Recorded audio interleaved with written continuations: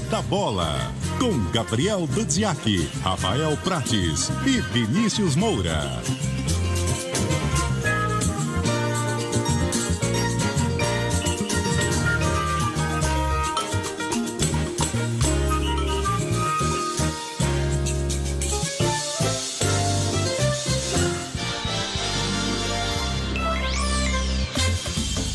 Uma ótima noite a você que se liga na CBN. Seja bem-vindo, seja bem-vinda ao Lado B da Bola nesta segunda-feira, 24 de outubro de 2022. Aqui é o nosso espaço para falar de futebol internacional. Toda segunda, após o repórter CBN das 11h30 e também semanalmente no nosso podcast, o podcast do Lado B da Bola. Comigo, Vinícius Moura, e com Gabriel Dudziak e Rafael Prates. Rafael Prates, boa noite. Alô, Vinícius Moura, Gabriel Dudziak, boa noite. Gabriel Dudziak, boa noite. Olá, Vinícius, boa noite a você, ao Prates e a quem nos escuta.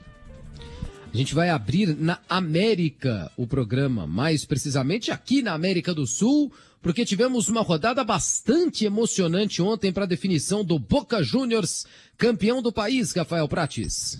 Última rodada do Campeonato Argentino parecia um filme. Acho que nem se tivéssemos um roteiro assim escrito pelo mais criativo autor de filmes, né, escritor, por exemplo, a gente contaria uma história como a Argentina viveu ontem, né? Na última rodada, apenas duas equipes poderam ser campeãs, Boca Juniors e Racing.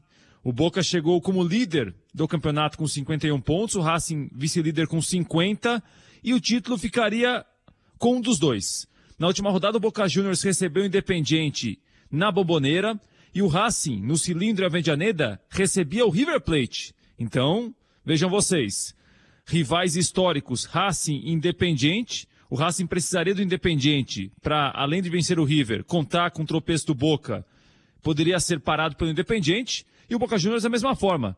Poderia torcer ou deveria torcer para o River não ser batido pelo Racing para o Boca Juniors ser campeão. É bom a gente pontuar que na última rodada o Racing teria de fazer um ponto a mais que o Boca. Se os dois terminassem iguais em pontos, pelo saldo de gols o Boca Juniors seria o campeão argentino. E os jogos foram contando histórias diferentes e o título foi mudando de mão para mão a cada gol que acontecia. Por exemplo, Racing e River, o Racing abriu o placar. E enquanto isso na Bombonera, o Independiente abriu o placar, o Boca Juniors virou. Então o Boca era o campeão, o Independiente empatou. O Racing fez 1-0 contra o River empatou com o Miguel Borja, né? E aí o que acontece? Aos 45 do segundo tempo, pênalti pro Racing, no Cilindro Avellaneda. Galvão cobra e o goleiro Armani defende. Então empate 2-2, Boca Independiente. Esse empate parcial Racing-River daria já o título ao Boca Juniors. O River virou o jogo em Avellaneda. De novo o gol do Borja. River 2, Racing 1. E na Bombonera, Boca 2, Independiente 2. O gol do River Plate, o segundo gol marcado pelo Borja, o primeiro também, foi comemorado pelo torcedor chinês, que é realmente um arquirrival histórico do River Plate. Quando o River fazia gols em Avellaneda, o Boca era campeão na Bombonera, com empate parcial contra o Independiente. Boca campeão argentino pela 35ª vez. Vamos acompanhar os minutos finais do Boca campeão contra o Independiente, enquanto o Racing perdia do River em Avellaneda, na transmissão do narrador Léo Gentili, da rádio La Red de Buenos Aires. Rossi como salta, escucha a los hinchas de Boca, 50 minutos, la toma en ataque, aguanta la pelota, quedó Zambrano como 7, la tira a cualquier parte, saque de arco, es para Independiente, mira su cronómetro el árbitro Darío Herrera, Boca se va a consagrar campeón de la Liga Profesional de Fútbol 2022, 2-2 empata con Independiente, 50 minutos, se termina también en Avellaneda, Gustavo. Todavía no se estaban peleando Copetti y Barco, movió Racing ahora, gana River 2-1 en Avellaneda. Es que Racing tiene que hacer 2 goles para cambiar la historia. Sí es. Se termina el partido, va a ser campeón Boca, 50 minutos y medio, tiro libre para Independiente en el fondo, 2-1 River le está ganando a Racing en Avellaneda, Armani tapó un penal cuando estaban 1-1, aquí 2-2 Boca Independiente, el pelotazo de Barreto, se termina el partido, me voy a Avellaneda, Cima, me voy a Avellaneda. Terminó el partido, pita Chavarría, Racing 1, River 2. Boca campeón, Boca campeón, Boca campeón en la Bombonera, que se parte al medio, el abrazo de los jugadores, de los hinchas, en una comunión perfecta. Boca es el campeón del fútbol argentino, lo parió este campeonato. Portanto, os minutos finais na transmissão do Léo Gentili da rádio La Red de Buenos Aires. Boca Juniors campeão argentino pela 35ª vez. É o segundo clube que mais ganhou títulos argentinos, títulos nacionais, né, de campeonatos. O River é o maior campeão com 37, Boca agora 35.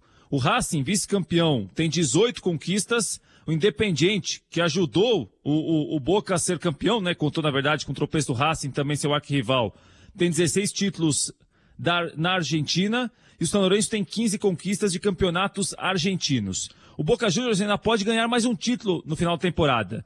O Boca joga a Copa da Argentina, que tem a fase semifinal já na quarta-feira, nos jogos entre Boca e Patronato, Banfield e Talleres. O Boca pode jogar a final, chegar à final, para tentar ganhar a Copa da Argentina também. É o campeonato argentino que não terminou ainda, né? Já tem definido o campeão, o vice, as classificações finais, mas tem 2 jogos pendentes ainda. Na terça-feira, é um jogo da 19ª rodada que foi adiado entre Vélez e Central Córdoba. Também na terça, o jogo entre Platense e Lanús. Né? Só alguns números rápidos do Campeonato Argentino com o Boca campeão. O Boca foi quem mais venceu na competição, ganhou 16 dos 27 jogos que realizou. O Aldosivi, lanterna, foi o que menos ganhou, apenas 4 vezes. O Huracán e São Lourenço foram os que menos perderam apenas 4 jogos cada um. River Plate teve o melhor ataque com 43 gols. O Gimnasia, a melhor defesa com 18 gols sofridos. E o artilheiro da Liga Argentina foi o Mateu Retegui, do Tigre, que marcou 19 gols. Vinícius Moura. Que demais, né? Que demais esse final.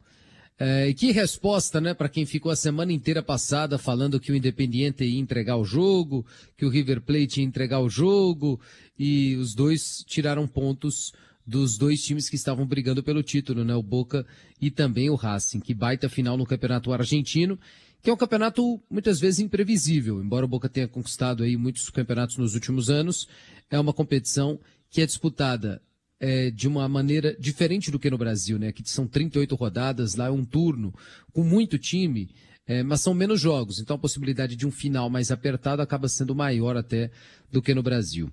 Enfim, bacana aí a conquista do Boca Juniors e da maneira como foi. Vamos passar agora para o México.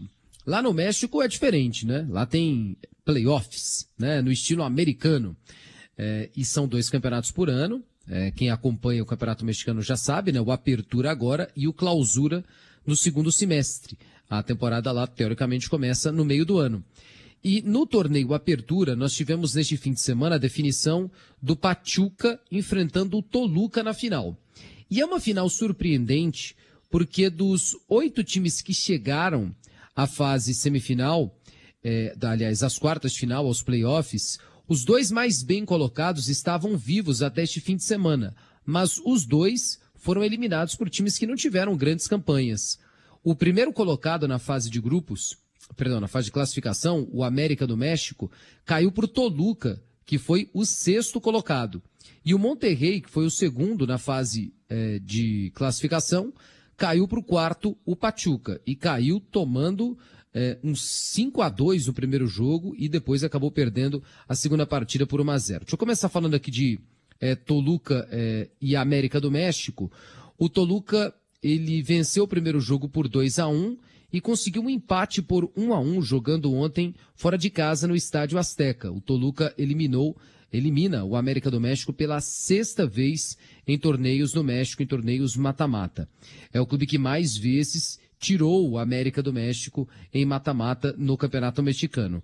E o curioso é que o jogo estava 1-1 e na reta final da partida o América chegou a marcar o gol que daria a classificação. Haveria um empate na soma dos resultados, mas como o América teve a melhor campanha, ele teria a condição de avançar se o placar tivesse empatado na soma dos 2 resultados dos 2 jogos.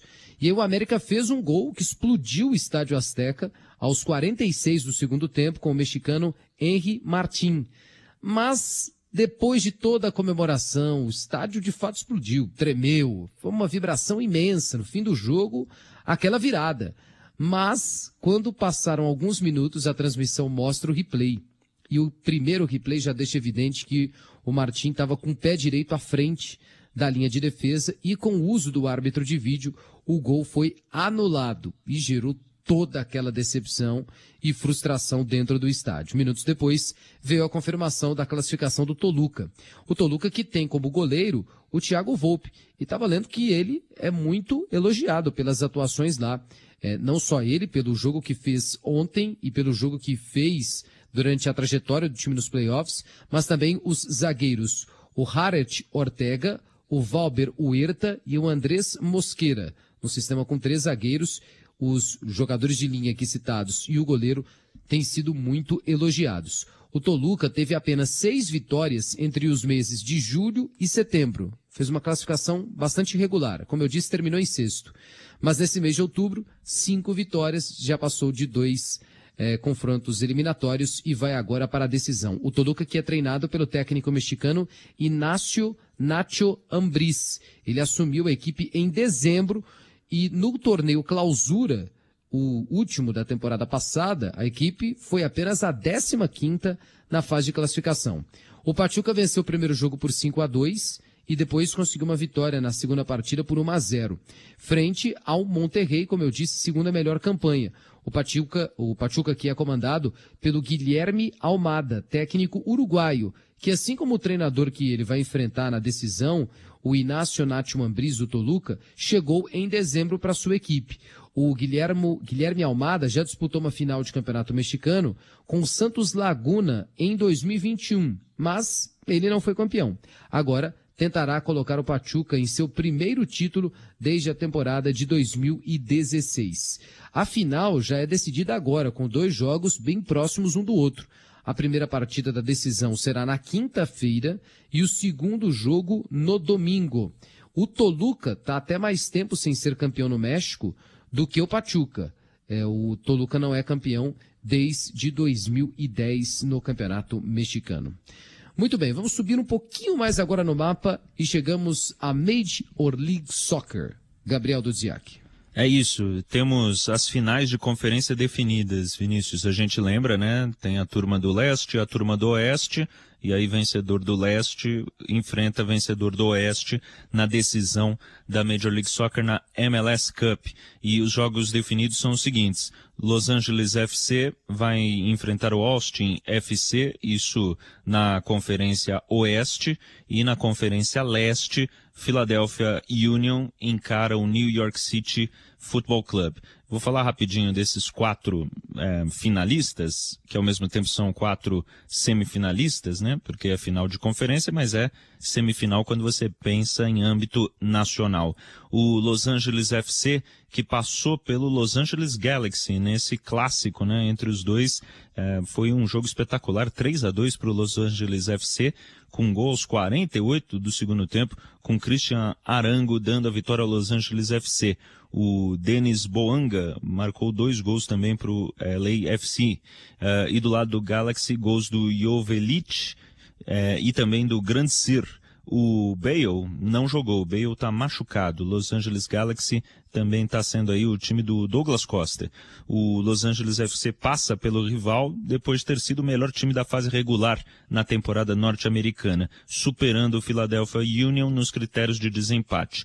O Los Angeles agora enfrenta o Austin FC, que eu estava lendo aqui, que é o primeiro grande time, né, o primeiro time profissional das grandes ligas esportivas dos Estados Unidos, que é da capital do Texas, lá de Austin. Então você tem times de outras cidades do Texas, mas você não tinha um time de Austin, né? E agora você tem na Major League Soccer. Curioso, né? E houve um clássico ali do Texas, né? Porque o Austin ganhou do Dallas FC e foi a 6ª vez que eles se enfrentaram. Pela primeira vez o Austin FC ganhou do Dallas. E com isso chega essa final de conferência. 2-0, né? Abriu o Austin 2-0 e depois o Velasco descontou, foi 2-1 o jogo. O Philadelphia Union, que é um dos favoritos, assim como o Los Angeles FC, bateu o Cincinnati por 1-0. O Brenner, ex-atacante do São Paulo, ele é atleta do Cincinnati, né? E ele marcou 18 gols nessa temporada. O Brenner foi muito bem nessa temporada pelo Cincinnati, mas fica pelo caminho porque o Philadelphia Union ganhou pelo placar de 1-0. E na final, do lado dele, né, no lado leste, o Philadelphia Union vai enfrentar o New York City, que de novo, né, chegou à final. Então, na temporada passada, esses dois fizeram a decisão do leste e o New York City passou e depois foi campeão. E agora de novo eles se enfrentam. Só que o detalhe é o seguinte: no ano passado, o Philadelphia Union chegou nesse jogo, nessa final de conferência, extremamente desfalcado por causa de Covid-19 e protocolos de saúde. Tinha aí 11 desfalques nesse jogo decisivo e acabou ficando pelo caminho. Dessa vez, a expectativa é de que seja um time completo. Vale destacar, né, que o New York City chegou aí na decisão e bateu o Montreal Impact na semifinal, mas teve muitas dificuldades. O goleiro do New York City acabou sendo o melhor em campo no primeiro tempo, principalmente o Sam Johnston. E aí no segundo, na verdade os gols foram marcados ainda no primeiro tempo, mas no primeiro tempo teve pressão do adversário. No segundo tempo foi um pouquinho mais tranquilo. O New York City, que tem aí os brasileiros, né, o Thales Magno e o Gabriel Pereira, além do Weber. Eles fizeram a diferença nesse jogo. Um outro detalhe, né, que o site da Major League Soccer conta é que é uma temporada muito acidentada do New York City FC, que é do Grupo City, né? Porque no começo, né, no meio da temporada, melhor dizendo, saiu o técnico campeão, o Ronny Delia, que foi lá para o Standard Liège da Bélgica. E também saiu o Valentim Castellanos, né, que foi para o Girona lá em La Liga. Além disso, teve uma sequência de 10 jogos com apenas uma vitória, o New York City, mas conseguiu reagir e está nessa final de conferência, vai enfrentar o Philadelphia Union e pelo que eu ando lendo, não acompanho tanto, dessa vez o favoritismo é muito destacado para o Philadelphia Union. Vinícius? Muito bem, vamos seguir para o intervalo. Na volta falamos da rodada do meio de semana da Liga dos Campeões da Europa, a penúltima da fase de grupos. Já voltamos no Lado B da Bola. O Lado B da Bola. No episódio 10